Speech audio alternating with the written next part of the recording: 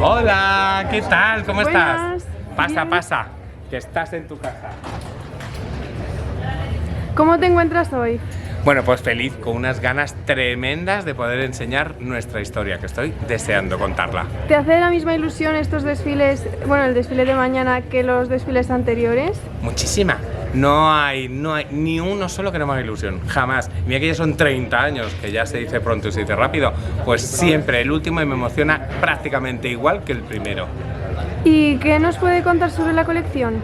Pues mira, la colección se llama Heliogábalo y está inspirada en un emperador romano que estuvo en el poder durante 4 años nada más. Y lo que más me interesa de este personaje es, uno, el dato de que es el primer transexual de la historia. Según llegó al poder, lo primero que hizo fue intentar, claro, no pudo por la tecnología de la época, pero intentar que le pusieran lo que realmente tenía dentro, una vagina en su cuerpo, y ser mujer. Lo que pasa es que evidentemente la tecnología en esa época no se podía. Y dos, aparte de esto, imaginaros el imperio que tuvo bajo esta premisa, en Roma. Dos, que puso en el poder a las mujeres por primera vez en toda la historia. Es decir, a su tía y a su abuela, que la abuela realmente fue la que le puso a él en el poder, que se llamaba Julia Mesa, compartimos apellido, y fue las dos primeras senadoras de pleno derecho, las dos primeras políticas con poder de hecho real en el Senado romano. Es decir, las dos primeras mujeres con este. Y no solo contento con eso, hizo un senado completamente de mujeres. Creo que todo esto hace que sea un personaje ultra contemporáneo y ultra moderno. Y además muy revolucionario y bastante salvaje y anarquista. Entonces creo que merecía un homenaje como el que hacemos con esta colección. Perfecto. ¿Y nos puede decir un poco la textura, cómo se manifiesta estas ideas? Pues mira, se manifiesta de muchísimas maneras. Pero la principal, por ejemplo, es la del color y el brillo, el tratamiento del color y del brillo. ¿Por qué? Porque he estado muy inspirado, evidentemente, en el dios Helios, es decir, en el dios del sol. Aunque él era fan del sol, del dios Gabal, que por eso se llama Heliogábalo, porque él realmente era sirio. Entonces, bueno, pues mezcla al dios, al llegar a Roma, coge su dios Gabal y lo fusiona con el dios más importante de Roma, que es el dios Helios, ¿no? Júpiter, que es el dios solar. Entonces, bueno, pues esta difusión solar llena de energía y de poder es la que he querido traspasar a los vestidos. Entonces hacemos vestidos, es decir, donde el color es súper importante. Por ejemplo, los blancos. Abrimos con toda una serie de blanco, que al final el blanco es la suma de los colores de la luz solar y se genera el blanco, ¿no? Y a partir de ahí vamos evolucionando y vamos poniendo amarillos y azules, como el sol y el cielo. Y de ahí pasamos a los reflejos. Todo aquello que refleja, saténes matizados para que reflejen la luz solar. Elementos con brillo, como por ejemplo, podemos ver, utilizamos un fleco que tiene movimiento, que tiene etcétera, etcétera, que un trabajo muy de costura, como es esta colección, muy de costura, pero sin embargo el propio fleco tiene lurex para hacer ese reflejo del dios solar. Por ejemplo, utilizamos el plástico que genera un elemento traslúcido, es decir, el sol, la luz atraviesa, pero no deja ver con claridad, sino que la emborrona. O como por ejemplo los tratamientos con lurex en puntos, ¿no? Es decir, veis este efecto de brillo producido por el lurex en un elemento que no. Por supuesto, y como no, la lentejuela. La lentejuela también ha sido muy importante. En este caso, además, esta lentejuela ha estado expuesta al sol durante 2 meses para que el propio sol intervenga sobre el tejido y le cambie el color. Este no era el color original del tejido. Después de 2 meses expuesto al sol, ha quedado de esta manera. Es decir, de tal manera que tú llevas toda la energía del sol directa sobre tu propio tejido. ¿Qué pasada? Me estoy quedando sin palabras, la verdad. Ay, gracias. ¿Y cómo un diseñador termina el desfile y ya tiene que plantearse el siguiente? ¿Dónde busca inspiración o cómo se le ocurre el siguiente paso? Bueno, para mí las inspiraciones son un constante en mi vida. Es decir, de hecho, mi problema no es tanto en qué voy a hacer el año que viene, sino de todas las cosas que quiero hacer, cuál voy a elegir para el año que viene.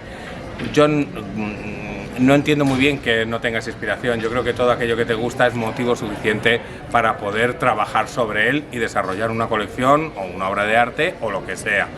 Entonces hay muchísimas cosas que me gustan, entonces siempre quiero hacer todas esas cosas. Entonces mi dificultad está más en seleccionar de todo qué es lo que va a ser. ¿Y cómo surge? Pues surge de una manera natural. Normalmente me junto mucho con mi director artístico, perdona, que se llama Dani Panulo, que tiene una compañía de danza y es uno de los grandes creadores y agitadores culturales de la cultura de Madrid desde los años 90, al que admiro totalmente y con el que me encanta trabajar. Entonces me junto mucho con él, hablamos y discutimos y elegimos los temas en los que los dos nos gustan y que los dos coincidimos y con los que queremos presentar este Fashion Show. Y una vez que lo decidimos, el resto ya es trabajo, trabajo, trabajo, trabajo y disfrute. Normalmente las modelos que se eligen para los desfiles acaban encajando a la perfección con los diseños. ¿Cómo ahora en la era digital, que hay que elegir a los modelos a distancia y con fotografías únicamente, se puede captar esa esencia? ¿Cómo os dais cuenta de eso? Pues mira, se puede, porque en realidad, bueno, todo también es cuestión de experiencia. Si es la primera vez que desfilas, pues no conoces mucho a nadie. La mayoría de los modelos generalmente ya o has trabajado con ellas o son muy similares a las que has trabajado o te los cuentan los propios amigos, es decir, en este momento, pero la mayoría sí que es verdad que has trabajado con ellas. Ten en cuenta que yo además siempre tengo un casting muy especial y muy variado, ¿no? Entonces me gusta tener todo tipo de razas, todo tipo de condiciones sexuales, todo tipo de edades o todo tipo de cuerpos. Entonces bueno, pues hay todo este tipo de variaciones. Entonces para mí es normal que los modelos tengan diferentes medidas, diferentes alturas, diferentes cuerpos y ya preparo previamente la ropa así, pensando que esto va a ser por una persona más alta, esto va a ser por una persona negra o que esto va a ser por una persona asiática o cualquier otro elemento que lo requiera, más alta, más bajita. ¿Y cuál es tu color favorito? Bueno, mi color favorito es muy complicado de decir porque varía constantemente. Cada temporada y cada año varía. Hasta hace muy poquito ha sido el color fucsia, pero estoy muy en los verdes y en los turquesas, pero sobre todo en el verde, muy del pelo. No se notaba, no se notaba. ¿Y nos podría decir por qué Maison Mesa? Es un nombre bastante pegadizo. Sí, bueno, pues mira, me puse el nombre de Maison Mesa pues por varias razones. En realidad me iba a poner Mesa, a secas, que es como todo el mundo me llama desde que soy pequeño, porque es mi apellido, como Julia Mesa, como la abuela de Leo Gábalo. Y entonces así me llaman desde que soy pequeño. Pero resulta que ya estaba cogido y había una confección, había una empresa en Barcelona que se llamaba Confecciones Mesa, con lo cual ya no podía registrarme como Mesa. Entonces, bueno, pues resultó que pensé, digo, pues mira, vamos a buscar palabras que tengan que ver con Atelier Mesa y tal. Y entonces pensé en Maison, que es la palabra tradicional para las casas de costura. Maison Chanel, Maison Dior, Maison Martin Margiela, Maison Valentino, etcétera, etcétera. Entonces dije, ay, fíjate qué curioso, porque además yo mi taller lo empecé en mi casa.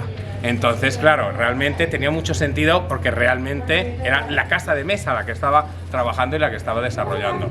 Y luego además tenía una gracia fonética mucho más cachonda, que es Mesa y el aumentativo de Mesa es Maison, ¿no? Entonces, claro, tenía esa connotación de la casa francesa, de llamar maison, como en Francia a las casas de costura, y el mesón además como un mesón de carretera, donde te comes el bocata de chorizo cuando vas de viaje. Entonces me parecía muy gracioso, muy divertido y nada más real, porque estaba en mi propia casa.